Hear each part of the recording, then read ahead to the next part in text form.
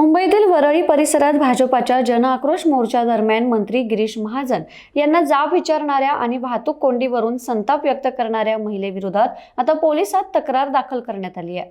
Advocate Gunratna Sadavarte यांची कन्या Zen Sadavarte हिने या महिलेविरोधात वरळी पोलीस स्थानकात धाव घेत तक्रार नोंदवली आहे।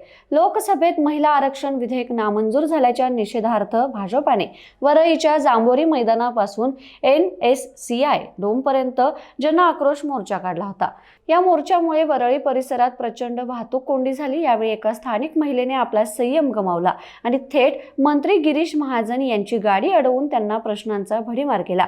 तुमचं हे काय चाललंय, इथून चालते व्हा, तुमच्या मोर्चामुळे शेकडो लोक अडकले आहेत, अशा शब्दात महिलेनं महाजनांना खडेबोल सुनावले होते। या घटनेचा व्हिडिओ सोशल मीडियावर प्रचंड व्हायरल झाला। आता झेन सदावर्तेंच्या तक्रारीनंतर वरळी पोलीस या महिलेवर काय कारवाई करतायत याकडे सर्वांचं लक्ष लागलंय।